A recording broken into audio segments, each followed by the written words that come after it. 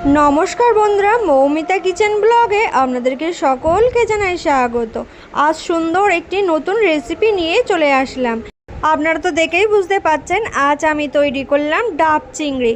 সুন্দর লোভনীয় এই ডাব চিংড়ি একবার গরম ভাতে খেলে বারবার বানিয়ে খেতে কিন্তু মন চাইবে, এতটাই লোভনীয়। তার জন্য আমি এখানে প্রথমেই নিয়ে নিয়েছি একটা ডাবের আমি সুন্দর করে মুখটাকে এবার ছাড়িয়ে নেব। ছাড়িয়ে সুন্দর করে ডাবের জলটাকে প্রথমে আমি বার করে নেব। সুন্দর করে ডাবটাকে এইভাবে মুখটাকে সুন্দর করে আমি ছাড়িয়ে নেব। বন্ধুরা, আপনারা অনেকে মনে করেন ডাব চিংড়ি বানানো অনেক ঝামেলার, কিন্তু একদমই মোটেই না। এই রেসিপিটি দেখলে মনেই হবে না যে ডাব চিংড়ি বানানো অতটাই কঠিন। খুবই সহজেই বানিয়ে নিতে পারবেন, খুবই কম সময়ের মধ্যে ঘরে থাকা কয়েকটি উপকরণ দিয়েই। তো বন্ধুরা, ডাবটাকে কেটে আমি বড় একটা ছিদ্র করে নিয়েছি। এবার ডাবের জলটাকে একটা বাটির মধ্যে ঢেলে নিলাম। এবার ডাবের ভিতরে যে শাঁসটা আছে সেই শাঁসগুলো আমি একটা চামচ ঢুকিয়ে ডাবের মধ্যে এই চামচ ঢুকিয়ে ঘুরিয়ে ঘুরিয়ে সুন্দর করে কিন্তু শাঁসটাকে ছাড়িয়ে নেব। সুন্দর করে শাঁসটা ছাড়ানো হয়ে গেলে আমি একটা পাত্রে এই শাঁসগুলো ঢেলে নেব। তো বন্ধুরা, একটুও ভিডিওটি স্কিপ না করে পুরোটাই দেখতে থাকুন। খুবই লোভনীয় হতে চলেছে এই রেসিপিটি। একবার বানালে কিন্তু প্রেমে পড়ে যাবেন, বারবার বানাতে কিন্তু মন চাইবে। এবার শাঁসটা আমি সবটুকু একটা বোলের মধ্যে ঢেলে নিলাম। এবার ডাবের শাঁস আর ডাবটা এক সাইডে রেখে দিয়ে ডাব চিংড়ির জন্য আমি এখানে কিছুটা পরিমাণ বাগদা চিংড়ি নিয়েছি। চিংড়ি মাছগুলো আমি ধুয়ে পরিষ্কার করে নিয়েছি। এবার এর ওপর দিয়ে আমি কিছুটা পরিমাণ লবণ আর দিয়ে দেব সামান্য হলুদের গুঁড়ো। এবার লবণ আর হলুদের গুঁড়োটা সুন্দর করে চিংড়ি মাছের সাথে ভালোভাবে সুন্দর করে মিশিয়ে নেব। তো বন্ধুরা, আমি এখানে ডাব চিংড়ির জন্য বাগদা চিংড়ি নিয়েছি। আপনারা চাইলে যে কোনো চিংড়ি মাছ নিতে পারেন, আপনাদের পছন্দ মতন হাতের কাছে যে চিংড়িটা থাকবে সেটা দিয়েও কিন্তু এই ডাব চিংড়িটা রেডি করে নিতে পারেন। খুবই লোভনীয় হবে খেতে। এবার আমি চিংড়ি মাছটার গায়ে সুন্দর করে লবণ আর হলুদটাকে সুন্দর করে ভালোভাবে মিশিয়ে মেখে নিয়েছি। চিংড়ি মাছটাকে এক সাইডে রেখে দেব। এবার একটা আমি মিক্সচার জার নিয়েছি, তার মধ্যে 1 চামচের মতো সর্ষে, 1 চামচের মতন কালো সর্ষে, 1 চামচের মতো দিয়ে দিলাম সাদা সর্ষে, দিয়ে দেব সাথে 1 চামচের মতন পোস্ত, সাথে দিয়ে দেব 2টো কাঁচা লঙ্কা। সর্ষে বাটার আগে অবশ্যই লঙ্কা দিয়ে বেটে নেবেন, তাহলে তিতো লাগবে না। এবার এর মধ্যে সামান্য দিয়ে দিলাম লবণ। এবার এর মধ্যে দিয়ে দেব যে শাঁসটা আমি ডাব থেকে বার করেছিলাম, সেই পুরো শাঁসটাই আমি কিন্তু মিক্সচার জারের মধ্যে দিয়ে দিলাম। এবার সাথে দিয়ে দেব নারকেলের জল, সামান্য জল দিয়ে একটা সুন্দর পেস্ট রেডি করে নেব। বন্ধুরা, আমি কিন্তু একটুও এর মধ্যে জল ব্যবহার করব না।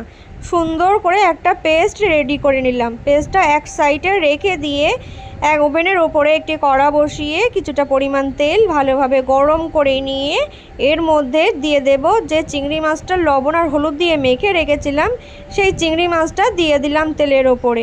এবার হালকা অল্প নেড়ে চেড়ে 2 সাইড ভেজে নেব।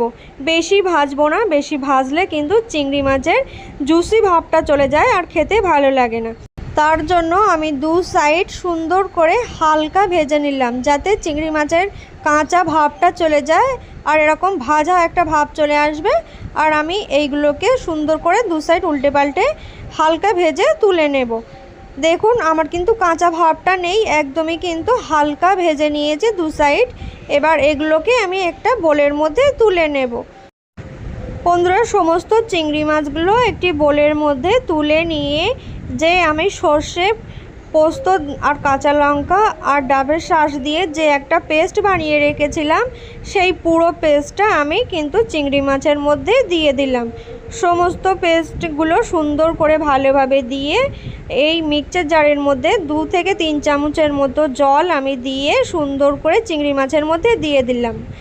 এবার এর ওপর থেকে দিয়ে দিলাম আমি সামান্য লবণ, পরিমাণ মতন স্বাদ অনুযায়ী লবণটা কিন্তু আপনারা দিতে পারেন। এবার এর মধ্যে দিয়ে দেব সামান্য চিনি। এখানে আমি 1/2 চামচের মতো দিয়ে দিলাম চিনি। চিনিটা কিন্তু স্বাদটাকে দ্বিগুণ বাড়াবে, মেতে মিষ্টি ভাব আসবে না, কিন্তু টেস্টটা খুবই সুন্দর আনবে। এবার এর মধ্যে দিয়ে দিলাম হাফ চামচের মতন কাশ্মীরি লঙ্কার গুঁড়ো, সাথে দিয়ে দেব সামান্য হলুদের গুঁড়ো। এবার বন্ধুরা আমি এর মধ্যে দিয়ে দেব 1 চামচের মতন সর্ষের তেল। আর অবশ্যই এর মধ্যে সর্ষের তেল দেওয়ার চেষ্টা করবেন, ঝাঁঝালো সর্ষের তেল, তাহলে খেতে কিন্তু ভীষণ লোভনীয় হবে আর এর মধ্যে কিন্তু ফ্লেভারটাও খুব সুন্দর আসবে। তাই অবশ্যই চেষ্টা করবেন ঝাঁঝালো সর্ষের তেল দেওয়ার। এবার ভালোভাবে সুন্দর করে হাত দিয়ে এইভাবে সুন্দর করে মিশিয়ে মেখে নেব। বন্ধুরা একবার হলেও এই পদ্ধতিতে একবার এই ডাব চিংড়ি বানিয়ে দেখুন, এতটা মজাদার হয়ে থাকে যে একবার বানালে কিন্তু বারবার ট্রাই করবেন আর বারবার খেতে মন চাইবে। এবার ভালোভাবে মেখে নিয়েছি। এবার ডাবের যে জলটা ছিল সেই জলটা অল্প দিয়ে আমি সুন্দর করে চিংড়ি মাছের সাথে ভালোভাবে মিশিয়ে মেখে নিলাম। আর বন্ধুরা চেষ্টা করবেন জল না দিয়ে এখানে ডাবের যে জলটা সেটা দেওয়ার, তাহলে টেস্টটা কিন্তু দ্বিগুণ বাড়বে। এবার এক এক করে মেখে নেওয়া চিংড়ি মাছগুলো আমি ডাবের মধ্যে নিয়ে নেব। সুন্দর করে একটা একটা করে চিংড়ি মাছগুলোকে আমি ডাবের মধ্যে ঢুকিয়ে দিলাম। এবার যে বাকি যে জলটা, যে মালাইটা, সেটা আমি ডাবের মধ্যে ঢেলে দিলাম। এবার দিয়ে মুখটাকে বন্ধ করে দেওয়ার জন্য আমি আটার একটা লেচি নিয়েছি। আটা দিয়ে মুখটাকে সুন্দর করে এইভাবে সুন্দর করে মুখটাকে বন্ধ করে দেব। হাওয়াটা যাতে বাইরে না আসতে পারে তার জন্য আটার এই লেচিটাকে দিয়ে মুখটাকে সুন্দর করে ভালোভাবে বন্ধ করে দিতে হবে। তো বন্ধুরা আপনারা দেখতেই পাচ্ছেন আমি কিন্তু সুন্দর করে মুখটাকে ভালোভাবে বন্ধ করে দিয়েছি।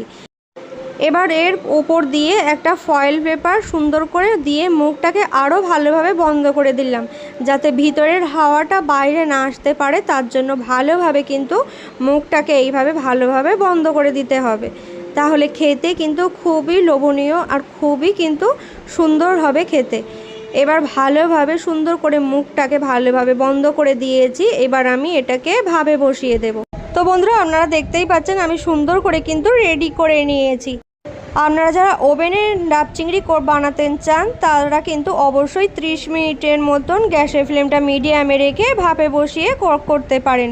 আমি মাইক্রো ওভেনে করছি আর একটা ভিতরে স্ট্যান্ড বসিয়ে দিয়েছি। স্ট্যান্ডের উপরে মাঝখানে আমি ডাব চিংড়িটা বসিয়ে দিলাম।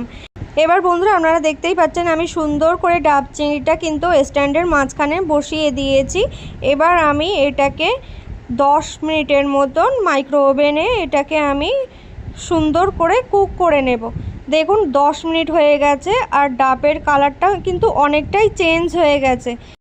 এবার ঠান্ডা হলে আমি ডাবটাকে মাইক্রো ওভেন থেকে বার করে নেব। দেখুন ডাবের কালারটা কতটা সুন্দর চেঞ্জ হয়ে গেছে। এবার এটাকে আমি বাইরে বার করে ঠান্ডা করে নিয়ে এর মুখটাকে আমি খুলে আপনাদেরকে দেখিয়ে দিচ্ছি যে কতটা সুন্দর হয়েছে। আর এর ঢাকনাটা দেখুন, আটার ডোরটা কতটা সুন্দর একটা ঢাকনার মতো হয়ে গেছে আর ভিতরটা দেখুন কতটা সুন্দর হয়েছে। এবার আমি একটা বাটির মধ্যে ঢেলে নেব আর ভিতরটা দেখুন কতটা সুন্দর হয়েছে।